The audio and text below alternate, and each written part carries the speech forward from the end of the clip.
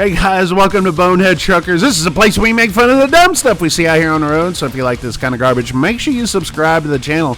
About a month or so ago, I did this video and it really made Truck Parking Club people mad. I'm just sitting there saying, they were like, hey, why are you doing this? We want to talk to you privately. Oh, whatever. Anyway, so we're not doing that. We're not doing that, okay? So I got this video that a driver sent in about a location that he saw. I'm fixing to play that clip, all right? And viewer discretion is advised because it is going to be uncensored. But let me just add in this disclaimer, okay, before we move on to that clip. All right, I can't be bought off, okay? I just can't be. Even though Bonehead Truckers, this is my income, this is what I do for a living, okay? 20 years of trucking, but I believe in what I say, all right? And when it comes to sponsorships and all that, I mean, yes, I mean, you know, that's income for me. It is, and that's part of doing this. It's a part of business. But I can go and sit there and say no, okay? Unlike some other social media people that just, you know, they have to have it no matter what, okay? And they'll go defend it even though in principle they think it's a bad idea, okay? I'm not going to do that. I'm not going to sit there and say, you know what, drivers, I think you should go pay for all your parking wherever you go. I don't think you should. I think truck parking, as long as we have a mandated 10-hour rest break, we should have a mandated free parking. All right? Doesn't that make sense to you? Makes sense to me. Anyway, but no, people wanting to cash in on this, and I have a big problem with that.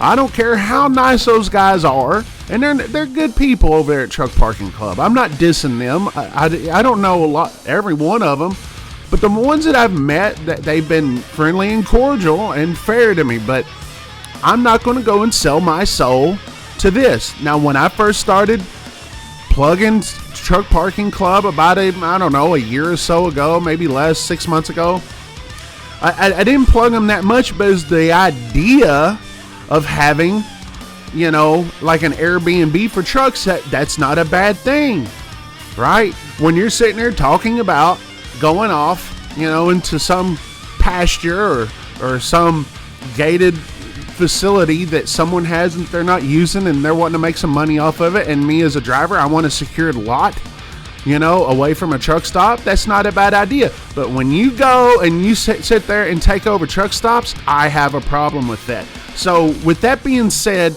here's the clip. Let me know what you guys think, and I'll expand on my opinion after this clip right here. So yeah, this is for Bonehead Truckers. I'm at a Love's here at just outside of Osala, Florida, and it doesn't have a lot of parking, but it's got some.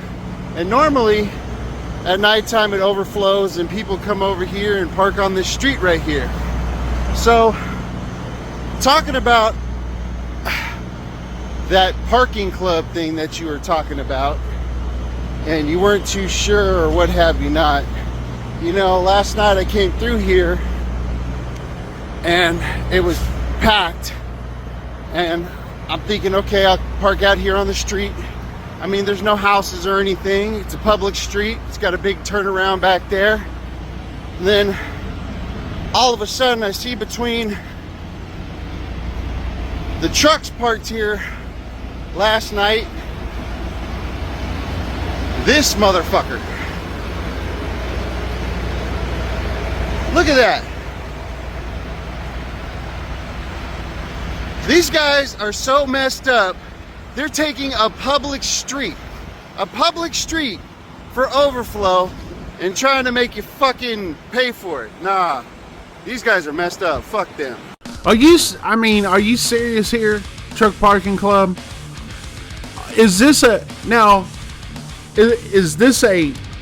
street that's owned by Love's or Truck Parking Club? Or is it owned by the public? How do they go and monetize a public street like that?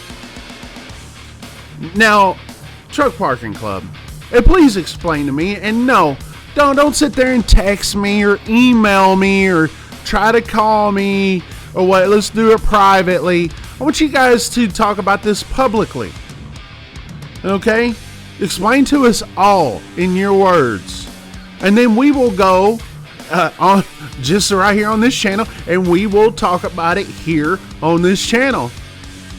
All right? But this right here, this is messed up. This is 100% messed up. And those of you guys that out here plugging Truck Parking Club, all right, some of you, people, you guys know who you are. There's a bunch of you. Those of you guys sitting there plugging this, do you agree with this?